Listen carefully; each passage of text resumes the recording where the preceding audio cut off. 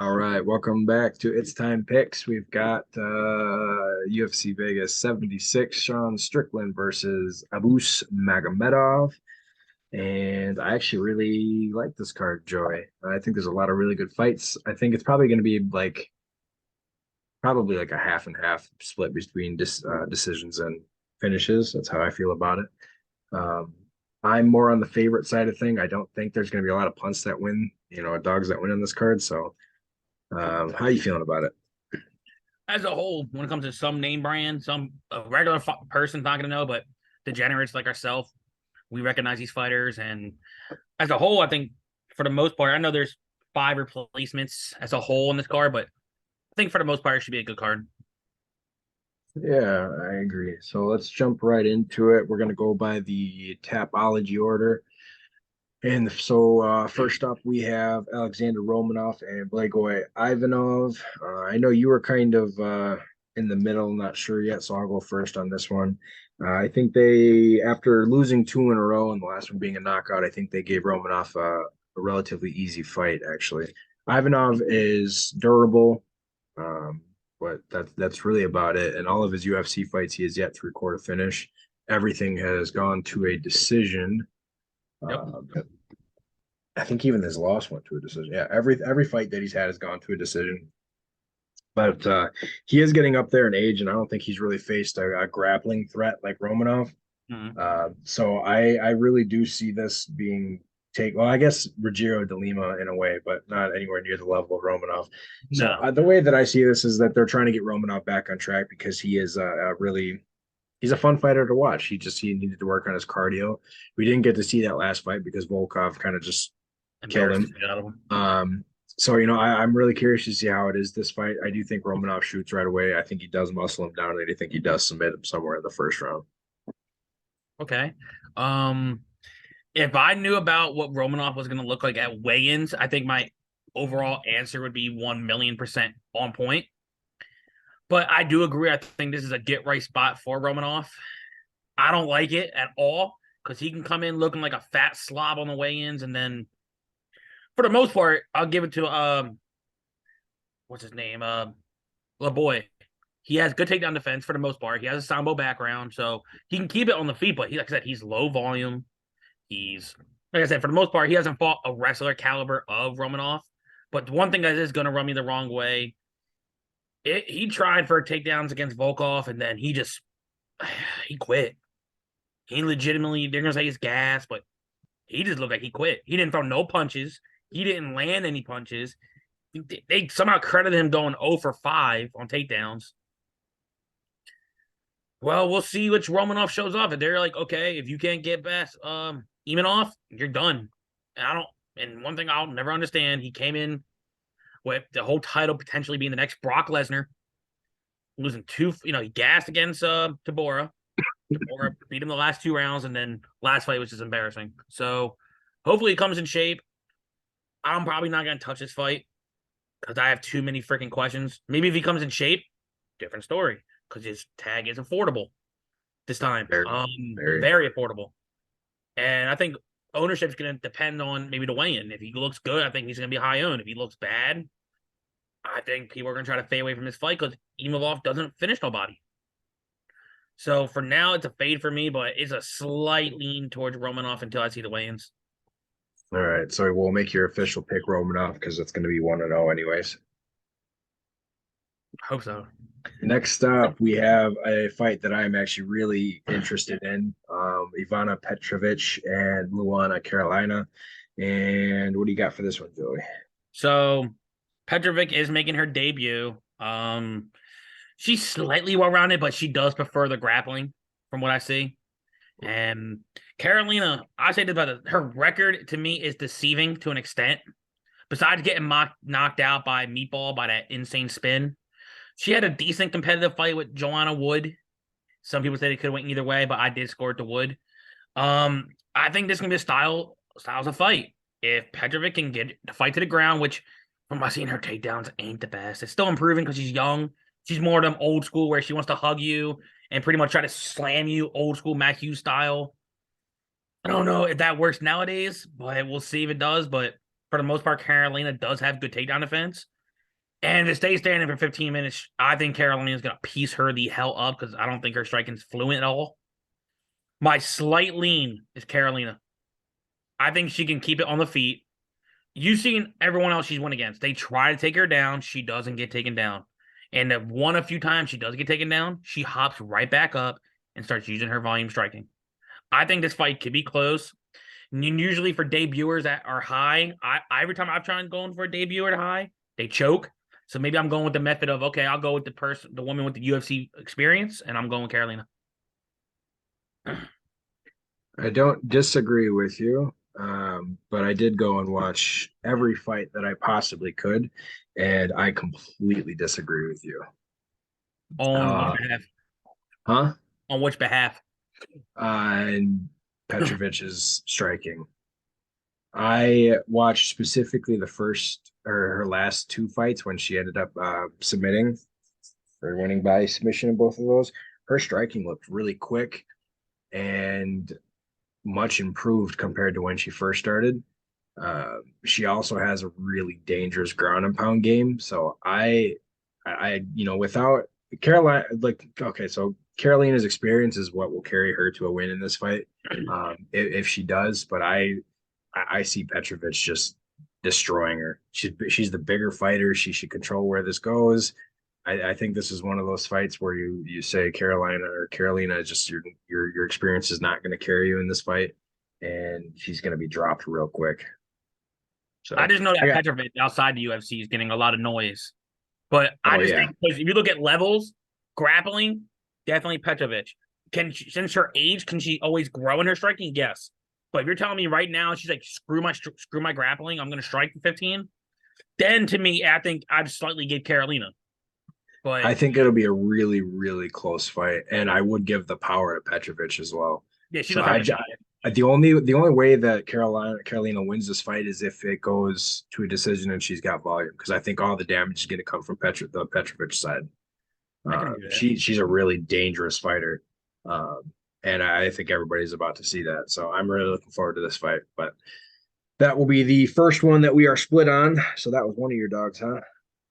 That was one of my almost 50-50 dogs. Just from watching tape. Just I was watching Carolina and it. Never mind. I'll say that for after the video. It was gonna come out wrong. All right. Next up, we got Garam Kutaladze and Elvis Brenner. And though Brenner did look very good in his debut, his striking looked really, really great. He is about to fight a striker who is 10 times the striker that he is. Uh, Kutaladze has an extremely well-rounded, well, I wouldn't say well-rounded game, but extremely strong striking. He's got really good power. He's really quick, great movement on his feet. He's a difficult guy to beat. He's a difficult guy to take down. He hasn't really showed off too much of his grappling or wrestling. I know that he can do it. I'm not sure how he will look against an actual, BJJ practitioner, which is technically what Brenner is. He didn't really do any of that in his debut, so I'm not really sure the version of Brenner we're going to get. The way that I see it, if Brenner tries to strike Kutaladze, he's going to get completely destroyed. If he's able to get Kutaladze down, I'm curious. I really am. I'd like to see the actual grappling of Brenner, and if he gets him down, it doesn't take much to find a neck. But I am on Kutaladze. I think this will be primarily a striking fight, and he should win pretty handily. I just don't think he finishes him. I think it's a low score. Yeah, I think Kuta. I think this is a. I don't get it because originally they had Brenner versus Jordan Levitt, and I was actually slightly leaning Brenner in that fight. But then I'm like, okay, he got out. Okay, maybe they'll give him a random opponent. Nope, they give him Garam. He's fought two of the better wrestlers at 155 right now, and they had a hard time taking him down. I think Garam is going to piece him up throughout 3 rounds, and as you said, I don't see a finish because Brenner is very durable. So I think Garam wins 9,400. I can't get to that. I think he's a parlay piece if you want to get towards, that side of the field. I Agree think with he's an that. easy parlay, but besides that, no, it's Garam all day. Yeah, but I agree. I think it's going to be it's Kutaladze's fight to lose, basically. Oh yeah. So both of us going with Duran Kutaladze. Next up, we have a fight that I was actually split on momentarily, but I decided to put my head in the right place. Yana Santos, formerly Kunitskaya, Good. and against Carol Rosa. And Rosa has really developed her game. She's come on quite a bit. So I want to hear what you got. So this actually should be a good fight. I think this is gonna be an entertaining fight. I'll give it to Yana. She actually does go for takedowns at times, but I'll give it to Rosa. I think lately her takedown defense looks fine. Then she got taken down a couple times versus Dumont. But I think because she was tired and Dumont was grinding her on the cage. And one thing I realized, I believe this fight's at 45. Santos is actually going up. Well, that So actually makes me like Rosa even more. usually Santos fights at 35. Now like she's fighting at 45. My guess because it's a catch weight, maybe. Because I don't know if Santos' original No, opponent, it's just at featherweight. yeah.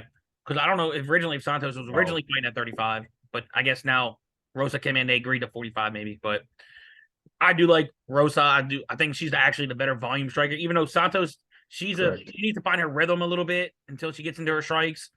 And if you don't worry her at all, I think she's easily gonna open up the hands, but I'm definitely gonna be on Carol Rosa.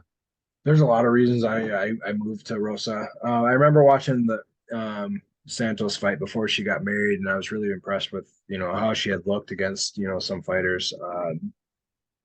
And it really once I did a deep analysis and I went into it, I realized that maybe not entirely all there. I'm not sure if she's just not focused on fighting because of the marriage or what it is, but she doesn't look like she used to. In her fight against Holly Holm, she got completely ragdolled, and it basically gave Rosa a telegraphed way to go in this fight. And I think that's exactly what we see. If Rosa wants to strike with her for 15 minutes, I think she still wins.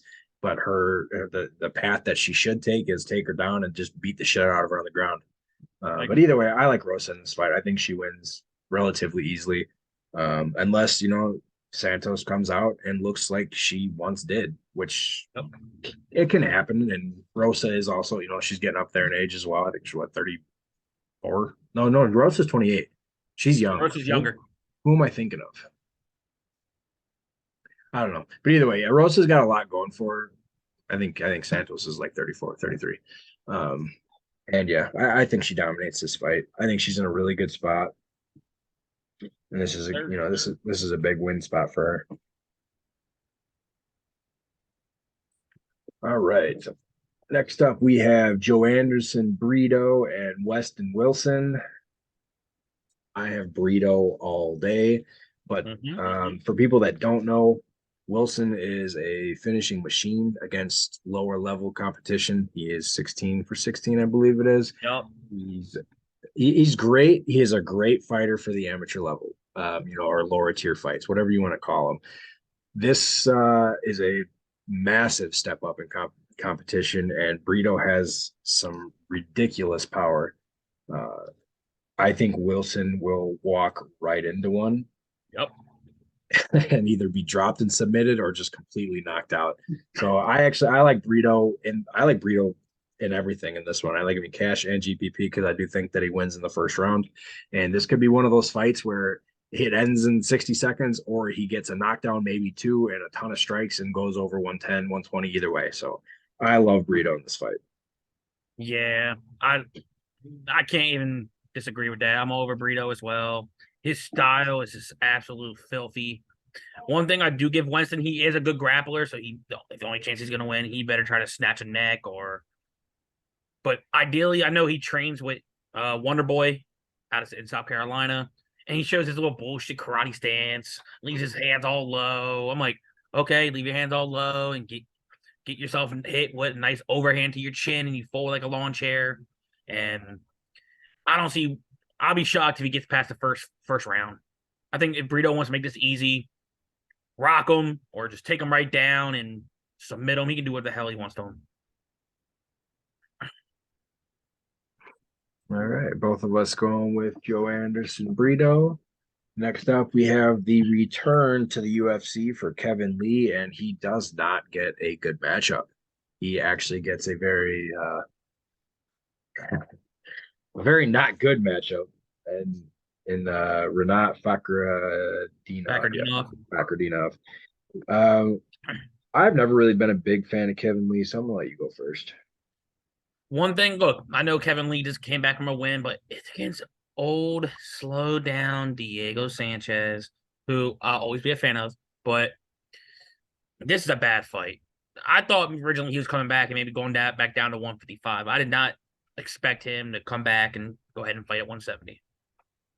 And I thought maybe the UFC would do him a favor, give him a winnable type matchup. Is this a winnable matchup?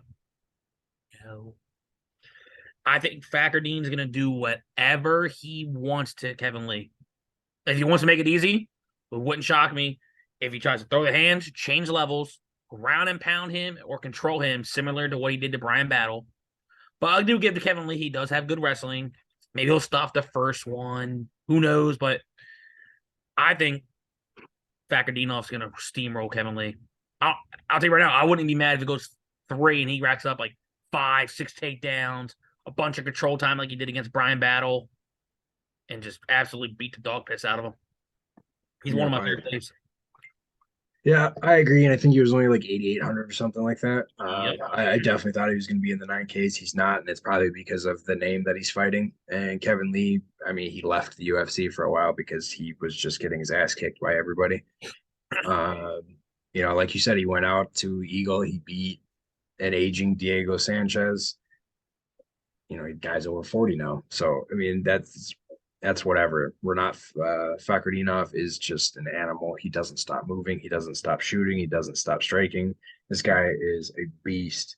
And the clinic that he put on to Brian Battle, which we know Brian Battle is a great fighter. He keeps proving it over and over. He dismantled him with ease. So I absolutely love Fakhretdinov, and I will absolutely have him locked in everywhere. Oh, yes, easily. So both of us going with Fakhretdinov. Next up, we have Bruno Ferreira and Nursultan Ruzabov. And this is one of the fights where I actually almost went with the dog because I actually think the dog's the better fighter. I didn't. I went with Ferreira, and I think this fight's going to be really close. I think it's going to be a lot closer than people think. Ruzabov is 29 with 34 professional wins. Yeah, 34 wins, like 32 finishes, or 31 finishes, or 32, one of them. The guy's nuts. He's insane. He's got a really polished game. The big reason I went with Ferreira is because he has that one-touch death power, and he put it on display again, and it's just nasty. I'm not sure a lot of people, unless if Ruzabov tries to strike, he's gonna die. He's got to get this down to the mat. Ferreira's grappling is decent. It's not terrible. But if the way that I see it, if this is a striking match, he's done. So I slightly go Ferreira. So I called the Ferreira by knockout against Rodriguez, against Robocop. Mm-hmm. That was one of my more confident picks. I made cha-ching on that fight. I'm not making cha-ching on him this fight. I think Ruzabov, look, I've actually got told about him this week because he trains out of with Sean Brady, Pat Sabatini, Jeremiah Wells, and Petrosky on him in Philly, in South Jersey. From what I've seen, he's a freak. And he should have been in the UFC a long time ago. The power, I'll give Ferreira. The technical striking, I give Ruzabov. The wrestling is not even close. This guy can wrestle. And once he gets you down, he's not just holding you. He's going for damage, and he's going for submissions. I think the first round is going to be close. I think Ferreira is going to try to find his timing with his counters. But once Ruzabov gets him down, there's levels. And I think this is going to be a come-out party for Ruzabov. I wouldn't be shocked within the first 2 rounds he gets him out. I don't hate it. Like I said, I was nearly on him, and I will play him more than likely in something because I do really like him. I was really really impressed with his resume, his overall game. It's like I said in my article that you need to. This is one of the fights where you need to pick one and play it because there's just no avoiding it. One of these guys is going to get finished. Same thing with this next fight, actually. And we got Ishmael Bonfim and Benoit St. Denis. Who you got? First off, it's Saint Denis, but not Dennis, but he's Frenchy for crying out loud. But those Bonfim brothers are bad, man. Mm-hmm. Like, I know I picked Bonfim against my boy McKenny like that, but he did not need to do my boy McKenny like that. That was scary. And honestly, am intrigued to see how his takedown defense is fully going to be, because who knows? He has a black belt. Will he accept the bottom and tack submissions? I don't know. I've never really seen him on his back. And I know Saint Denis, I'll give him credit. I don't know what the hell his chin's made out of, but he's durable as hell. His striking ain't there, but like I said, he just gets hit, goes to takedowns. I think Bonfim's gonna win. A knockout, I want to see if somebody can knock him out. Denis never been finished because I don't know what his chin's made out of. But if I'm Bonfim, I'm working the hands, getting the leg kicks going, so Saint Denis can't shoot takedowns, and I think Bonfim's gonna need a finish to pay off 92. If it goes decision, I'm not too sure. It might be close, but I got Bonfim. As do I.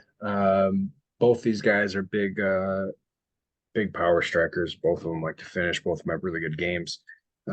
This is another one. Like I said with the last fight, I think you need to pick one and play them because either one of them could go down. But I am a big fan of Bonfim. Him and his brother. I was actually really hoping that both of them would be on the card again because that just makes it really fun. But I would assume that his brother will be in his corner. This is a really tough fight for Saint Denis. And yeah, Bonfim should control the pace, the pressure, the striking, the grappling. He should have control of this whole fight. And if he avoids being clipped, he should win this relatively easily. So big fan of Bonfim. Bonfim's brother fights on the 27th. Okay, not too far then. Mm. So both of us going with Ishmael Bonfim. And next up we have Ariane Lipsky and Melissa Gatto. And I would go first on this one. This is another fight I was actually really close to taking Lipsky. I just Lipsky's she's one of okay. So this I'm gonna steal your phrase. Lipsky is one of those people that will fight for your money in every fight. She really is. She's a dog. She's a really good fighter. She's an underrated fighter. Unfortunately for her, she's running into Melissa Gatto, who is just a freaking nightmare for most people in this division. Yes, she did lose to Tracy Cortez. I easily could have gone her way. She looked great against Cortez. I mean, she took Cortez down 3 times, and that's not exactly the easiest thing to do. I think for Lipsky to win this fight, she needs to find the top control right away, and I don't think she's going to be able to. And she certainly can't strike with Gatto for 15 minutes. So I'm on Gatto. I actually think that Gatto does finish Lipsky at some point, whether it is by knockout or submission. I do think so far in her 3 fights, we haven't really seen her. I mean, we did see her grappling in the last fight against Cortez, but Cortez is a grappler in her own right. The first 2 fights that Gatto had, she won by knockout. So I actually think we're going to see some ridiculous grappling on display in this fight, and I think she chokes her out. So my pick all day originally was going to be Lipsky. Just mainly was going to be Lipsky. But I went back to all her fights, 9 fights into the UFC. I went back. She has taken down. She has taken down, controlled, taken down, controlled. But the last 3 fights from Boom, Priscilla Cachoeira, and Aldridge, from all 3 fights, nobody's gotten a takedown. Boom's a little bit, I'm taking away that. Cachoeira, she's just looking to throw hands. She got caught. Okay. Aldridge can usually get at least a couple takedowns in her fights, usually in control. She went 0 for 12 versus Lipsky. And Lipsky's now training with both the Nunezes. She trains with them now, better camp. Usually when I say, you're training with better fighters, you slowly start developing better traits, slowly developing your game. I think Gatto, originally I was like, okay, if this is a 15-minute match, yes, Gatto has the power, but I think Lipsky has the better volume in striking, but I don't think we're going to see much Lipsky striking. I don't think she's I just went back to watch Gatto and just gets Cortez. I'm like, okay, I think Gatto has better takedowns than Aldridge. Aldridge went 0 for 12. But I think Gatto's going to steamroller. Yeah. And I just watched that fight against Cortez. I'm like, okay, she could have beat Cortez. She has no quit either. She was getting a good fight against Eubanks. Then she hit that mean body shot. And then the first fight, she ended up breaking Leonardo's arm. Yep. It was gross as hell, but I think it was off a kick. I think it was. But right to the forearm. I think Gatto is also one of my favorite plays on this play too. I think at 8,700, when I saw odds earlier, I thought, oh, she might be in the 9Ks. Shit. And then under 9K, I'll play the shit out of Gatto. I think she can work in some of her striking, but I think her takedowns, she's gonna be strong as hell with the takedowns. And yeah, I think she can get a finish. I think she can get a ground and pound finish. And Lipsky's never been subbed, but anybody can get subbed at any point. But I think Gatto's gonna get a finish. Yep.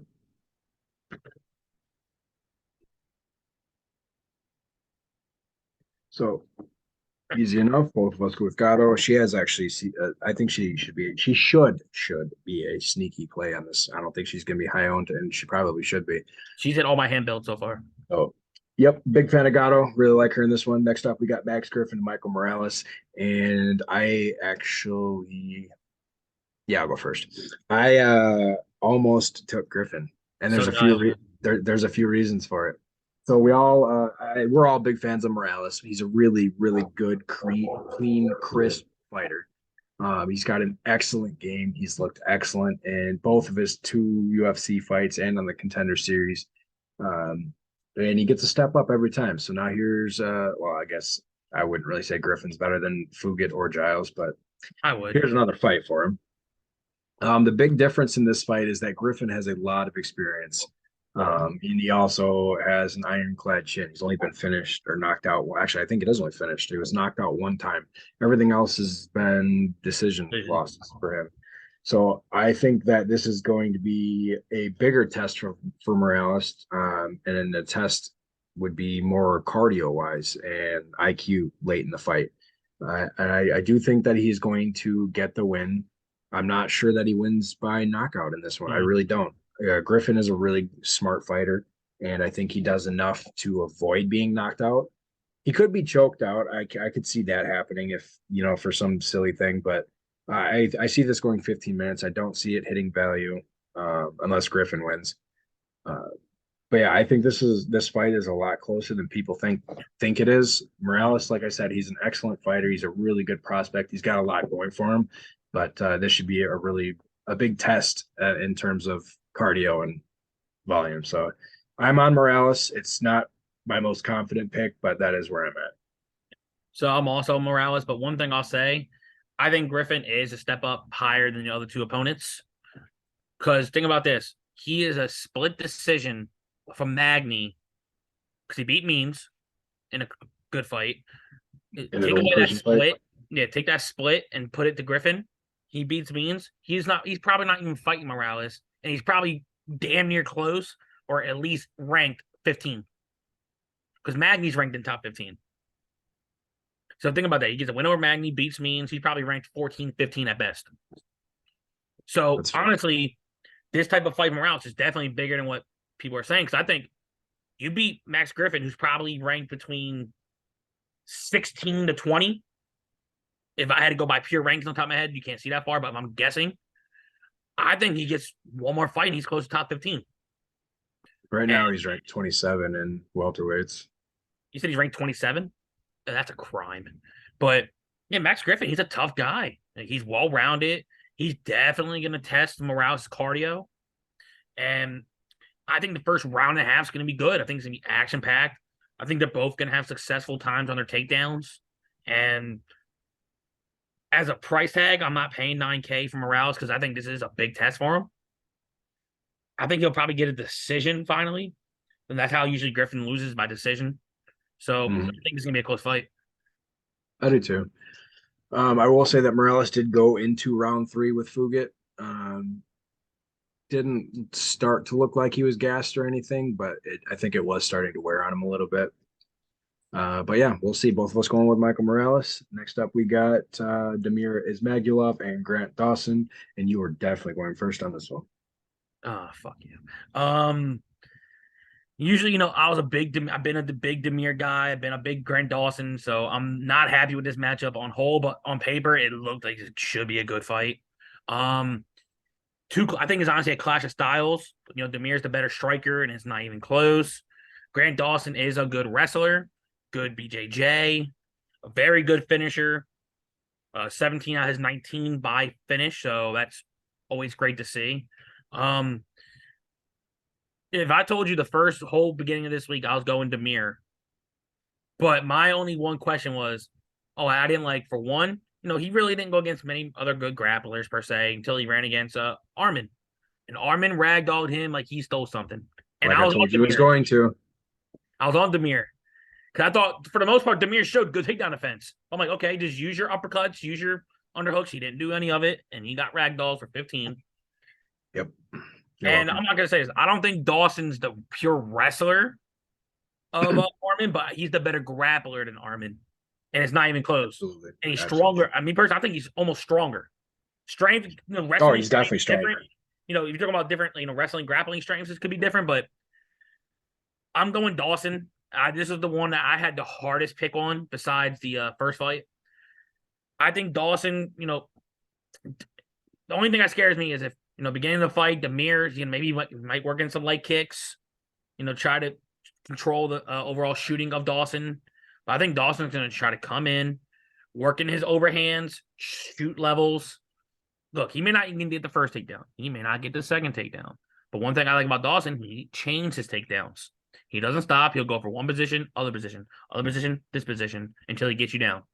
And I think, honestly, it may take one takedown until he gets us up. Because he's aggressive as shit on the ground. So I think this could, I don't want to say this is a fight you got to pick both sides on, because I don't think Demir's usually a good scorer as a whole. So if you think Demir wins, fade Dawson. Because I think if you're going to fade Dawson, then you're expecting Demir to stop the takedowns and just out volume him up a little bit. But I still don't think he's going to still don't think, until he proves he gets a finish, he's not paying off 82 with his basic volume. So the higher upside is definitely Grant Dawson. I'm just going to go Dawson. Yep. I completely agree for everything that you said. Until he loses. He hasn't lost yet. So he's also 7-0. So yeah, no, I think Dawson is Magomedov is a great fighter, don't get me wrong, but he's mainly just a striker, and we've seen all these just strikers just fall down, and it's becoming a very overall mixed. It's MMA, and that's what it's becoming. The UFC has become a game of everything, and you have to have everything. So unless Magomedov wants to get onto that train, he's going to continue to get smacked by grapplers. As far as Dawson goes, I still think that he's one of the best up and coming fighters. I think he's extremely tough. His takedowns are excellent. He's got great level changes, and that's what makes him so good. He knows how to chain. I mean, he took Jared Flash Gordon for a ride, 7 takedowns, and Jared Gordon is not an easy guy to take down. So I love Dawson in this, and I love him at 8K. I think that is just robbery. the thing about this, before you go to the next fight, I want to say the past few cards, one of them tags have always paid off, at least lately. Yeah. Like Trevor Peake's opponent, he smashed his price. And I was kind of upset because I had him in my line earlier, but then I went for the chase to knockout. But hey, besides it, yeah, I think this is a Dawson or pass. Like I said, if you think Dawson wins, he should get the takedowns. Hey, he might even get a finish. And even with that, even if this fight goes 3 rounds and he gets a bunch of takedowns, he's gonna pay his tag off. So both of us going with Grant Dawson. Next up, we have the main event with Sean Strickland and Abus Magomedov. And like you told me earlier, you were very surprised. I am going against my boy. I do love Sean Strickland. I love his personality. I think he's great for the sport. He says a lot of stupid ass shit, and it's hilarious. If you're believing the words that come out of Sean Strickland's mouth, you're as dumb as he is, because he says it to get you riled up. He does it for money. That's exactly what Dana White wants. He wants people that makes money. Well, he likes the personalities. He's no different than Colby Covington, who people fucking love to hate on, and Masvidal and whoever else, McGregor. Mm-hmm. He's that type of fighter. He just likes to run his mouth and get in your head, and he's really good at it. That said, going into this fight against Magomedov, I think he is going to go down the same way he did against Pereira. And it's kind of shitty to say, but if Strickland, if he avoids getting hit in the chin, he's going to win this fight by volume. There's no doubt about it. Problem is Magomedov is really crafty. The way he dismantled Stoltzfus in 20 Like seconds was extremely impressive. I mean, he made Stoltzfus miss multiple times and just went boom, bang, done.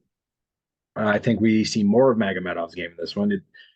I don't think that it'll end in round one. It'll probably end in 3 of the championship rounds.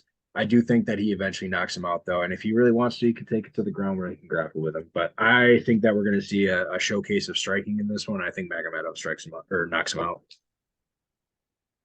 you're on my boy. Okay. I said that he was gonna kill Stofis. A lot of people didn't know who he was. He was under 9K. And now we're getting a huge discount on him this week. Yeah, I was like, holy shit. So I'm happy with it. Like I said, Albus is well rounded. He didn't have to show the first fight because he made that shit look easy as hell. But like I said, he does have good wrestling. He does have good submissions. He has scary one-touch power hands. But one thing I'll say about Strickland, I know for this camp, he was working with Glover and Pereira for this fight. So I guess he was getting ready for that potential similar style of Pereira a little bit. But I'm sorry, one training camp's not going to get you ready for Albus. I think Sean Strickland's going to try to come in volume. I think Albus can football tackle him to the ground, and if he gets in submission, I think ground and pound. I think he can do whatever he wants on the ground to Strickland. Strickland better hit and move this fight if he has a chance to win this fight. Because if he gets hit clean once, he's going down, as you said, very similar to did to Pereira. Yep, 100%. All right, so both of us have won the dog in the main event, going with Magomedov, and we actually only have 2 fights that are different. So you were wrong. No, because originally, what my picks flopped was originally I was on Demir. The other one I almost for the longest time I was going to be on Lipsky, and then the other one I was going to be on until, like I said, until I see weigh-ins. I'm not convinced about Romanov until I see the weigh-in. But if I see he's in good shape, and then we'll see. But I almost went Benoit. Almost. I'm gonna change one of my picks. Which one? I want to go with Ruzabov.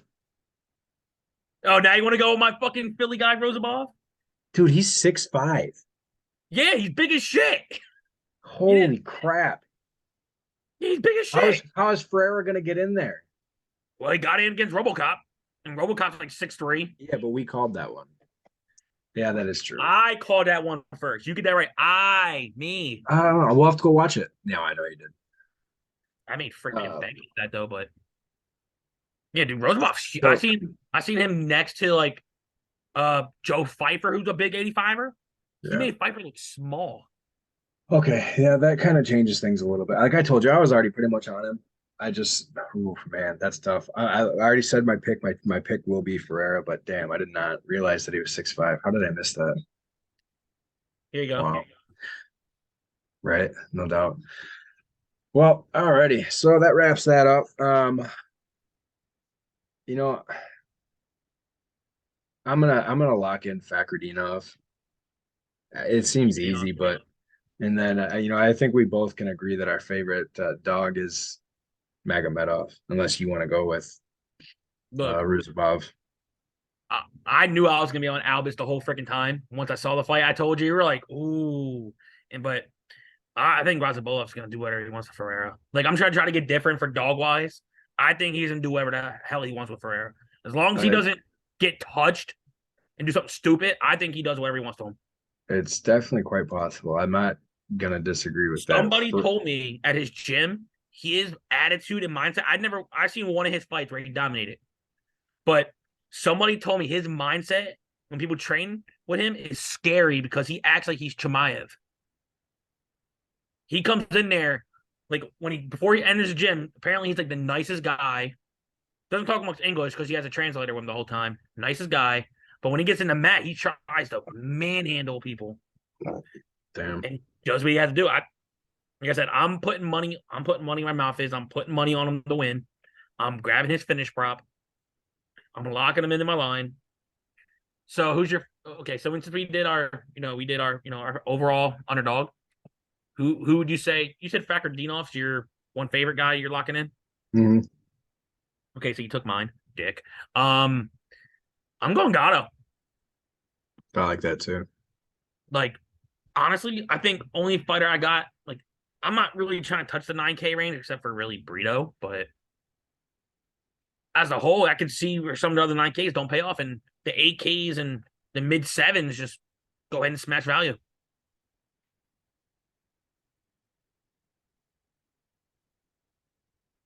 So if you had to just pick some random hot take for some finish in this fight, where would you put your money? Any fight? Any fight. I'm gonna try to call this. If I get this right, I'm a freaking god. I'm gonna go Fakardinov round 3 submission. Wow. Okay. And I might even sprinkle a little on that. I don't even know what you go yours. I'm gonna see what the prop is for that. I'm very curious what his potential round 3 sub is. Hot takes are supposed to be crazy, right? So I'm Oh going yeah. with Romanov first round submission. Please tell Romanov, show and shape, please. For the love of God, show and shape. It will depend on obviously the weigh-ins. We need to, see what he looks like, but yeah. So I said round 3 submission for Fakardinov. Holy shit, that's plus 1,800. That's gonna be worth a sprinkle. All right. Well, that wraps up this episode. I want to look at what we have next week. Yo, $10 turns to 290. It's not bad. Oh. So that's this Saturday. Sean Strickland and Adis Magomedov. Next week we have UFC. Oh my God, this card is stacked. That's right. That's this one. UFC 290 with Volkanovski, Rodriguez, Moreno, Pantoja, Whitaker, Dreykus, Turner, Hooker, Gore, Nickel. This card is I can't wait. loaded. Yeah, this is. We're definitely not skipping a video that week. No, definitely not. There's so many good fights on this card. It's not even funny. Yeah, I really can't wait for this one. Oh, yeah. At all. That man, I already know. I'm gonna tell you right now, I have a fucking insane pick in this card on the main card. If it's mine, I'm gonna smack the shit out of you because I doubt it. You said main card? Huh? You said main card. Yep. I'm gonna look right now before we log this off, because if I get this shit right, I am a freaking Houdini. I swear to God, I am. Main card. Main card. So with that big ass Grinch that stole Christmas smile. Let's see. I'm going against a lot of people because everybody's saying he's not ready for this fight. And I think that he is. Don't tell me you're going with me, because I'm gonna smack the shit out of you. Who you? Who? Rodriguez. Nope. Okay, so it's either Rodriguez. He said main card.